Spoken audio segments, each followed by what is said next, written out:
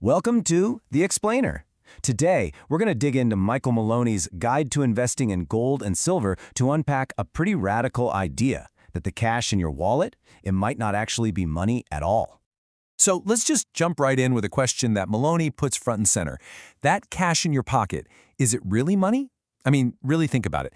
To even start to answer that, we've got to challenge something we all just take for granted. Okay, so to really get where he's coming from, we need to understand this key distinction he makes. He calls it the Battle of the Ages, which sounds pretty epic, right? And it all comes down to two words we throw around all the time, as if they're the same thing, but he says they're not. So here it is, the big difference. For Maloney, true money, think gold and silver, has value in and of itself. It's a stable store of value. But currency, well, that's more like a receipt, a placeholder. He points out the word comes from current, like a river current. It has to keep flowing. If it stops, it loses its power. It's a claim on wealth, but it isn't wealth itself. Big difference. And that leads us straight to the stuff we use every single day, fiat currency. Now, fiat is just a fancy Latin word for let it be done. It's basically money by decree. A government just says, poof, this paper is valuable. It's not backed by gold, not by silver, not by anything physical. According to the author, its value is basically propped up by trust and maybe a little bit of good faith. Okay, and this is where it gets really interesting. Maloney argues that this whole situation, it's not new. Not at all. In fact, he says if you look back through history, you'll see the same pattern, the same cycle, repeating over and over again for thousands of years. It's a predictable story of how wealth moves from one group to another. And the pattern he lays out is just uncanny. You look at ancient Athens. They started mixing copper into their silver coins to pay for a war. What happened? Collapse. Then you have Rome relentlessly watering down their currency, which led to insane hyperinflation. The price of gold shot up by something like 42,000 times. Fast forward to the 1920s in Germany, same story. The currency became so worthless, people were using it as wallpaper, and it just completely wiped out the middle class. The playbook is always the same. A government inflates the currency, it collapses, and in the chaos, a massive transfer of wealth happens. And that brings us right to the heart of his entire argument. When these financial crises hit, wealth isn't destroyed. It doesn't just vanish into thin air. No, it gets transferred. It moves from people who are holding the failing paper currency to those who are holding real, tangible assets. Things you can actually touch, like gold and silver. So you might be thinking, that's ancient history. What does that have to do with today? Well, according to the author, this same pattern has been playing out in the modern era, and he points to a few critical moments in U.S. history that really paved the way for where we are now.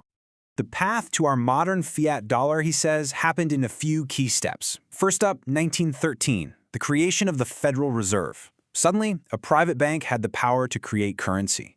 Then you have the expansion of what's called fractional reserve banking, which is a system that allows banks to basically create new currency out of thin air through loans. But the real nail in the coffin, according to Maloney, came in 1971.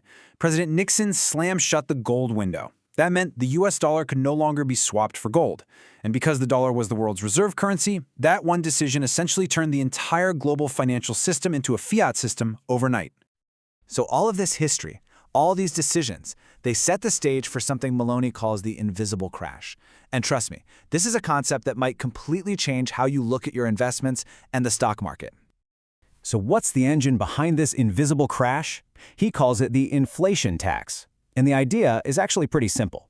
Imagine you have a big pitcher of juice. Now, imagine the government keeps adding water to it. The total amount of liquid goes up, but your juice gets weaker and weaker, right? That's inflation. Every new dollar that's printed devalues all the dollars already out there. It's a tax, but it's a stealth tax. It's silently stealing the purchasing power right out of your savings. Okay, let's look at a real-world example of this. If you look at the Dow Jones Industrial Average priced in good old US dollars, well, from 1999 to 2008, it looks like it went up. This is the price you hear about on TV every night. And hey, it looks like you made money, right? A clear win. But what happens if we change the measuring stick? What if we measure the Dow's real value not in dollars, but in gold, what the author calls real money? The entire picture flips on its head. See, in 1999, it took about 45 ounces of gold to buy the entire Dow. But by 2008, it only took 15 ounces. So when measured in something with stable value, the Dow didn't go up, it had an invisible crash of 67%. Your portfolio's real purchasing power got crushed, even while the dollar price went up. Okay, so this historical pattern, this mind-bending idea of an invisible crash, what does it all mean for us right now? Where does Maloney believe all of this is heading? Well, the author points to one absolutely jaw-dropping statistic as a huge red flag. Between just 2000 and 2008, the M3 currency supply, that's basically the broadest measure of how much currency is out there, it shot up by 112%. Think about that. The total amount of currency more than doubled in just 8 years. He sees this explosion of paper as the fuel for what he calls a perfect economic storm. And this is the whole shebang. The author's ultimate thesis is that this same historical cycle isn't just happening again, it's happening on a global scale, bigger than ever before. He argues that this insane currency expansion is setting the stage for nothing less than the greatest wealth transfer in the history of the world. As the flood of paper currency gets deeper and deeper, he believes real assets, like gold and silver, will have to radically revalue themselves against it, creating what he sees as the biggest investment opportunity of our lifetimes. So there you have it. That's the framework Michael Maloney lays out for understanding the difference between money and currency and the historical cycles he sees playing out. And it all really boils down to this one final and pretty provocative question he leaves us with. Is a pattern that's been repeating for 2,400 years about to happen again? And if it is the greatest wealth transfer in history still yet to come?